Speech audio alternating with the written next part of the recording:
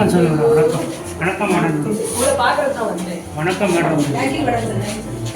எத்தனை மணி நேரம் படித்தீர்கள், எத்தனை ஆண்டுகள் படித்தீர்கள், வேறு எந்த மொழியில் இருந்தீர்கள், வழியில் ஒரு தடையாக இருந்ததா, இதெல்லாம் கேட்குறீங்க.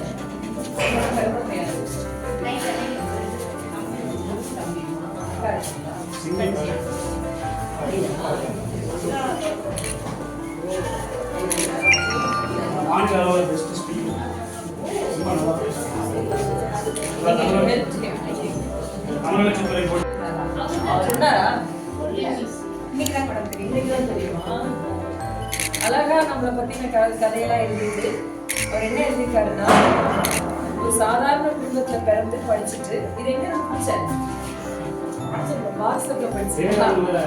குரூப் 1 தேர்வுக்கு தயார்படுத்தி தெய்வத்தால் ஆகாத முயற்சிதான் தெய்வத்தை புரிந்தது அழகா எழுதிருக்கான். என்னை பத்தி ஃபுல்லா எழுதிட்டு ஒரு நாளைக்காவது வந்து எங்க ஸ்கூலுக்கு வாங்க, மழைக்காக காத்திருக்கும் பயிர்களை போல உங்கள் வருகைக்காக காத்திருக்கிறோம்.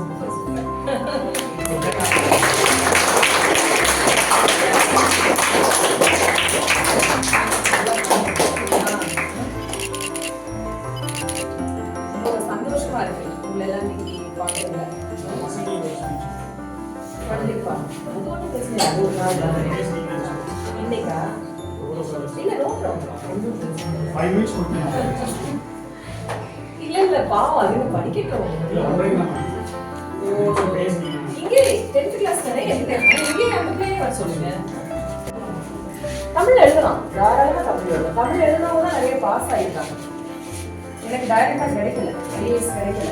நான் ஒரு 15 வருஷம் இப்போ குரூப் 1 இருந்துன்னா இந்த வருஷம் நான் கலெக்டர் ஆகிருக்கேன்.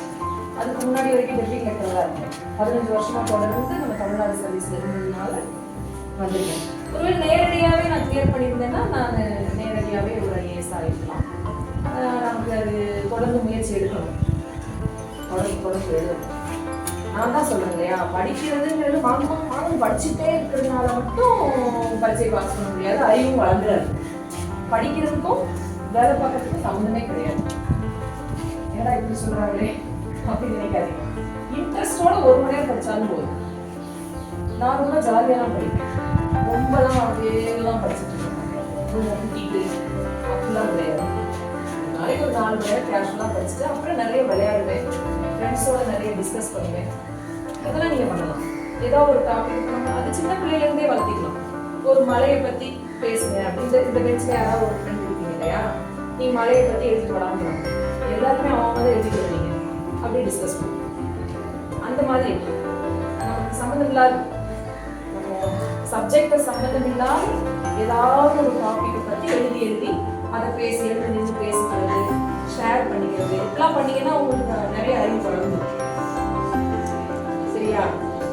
எக்ஸாம் நெருங்க நம்ம திருப்பி அதை ப்ரிப்பரேஷன்ஸ் நமக்கே தெரியும் எவ்வளோ நேரம் படிக்கலாம், எவ்வளோ நேரம் படிச்சா போதும், நல்லா படிக்கணும். 100% பாஸ் பண்ணணும். சரியா?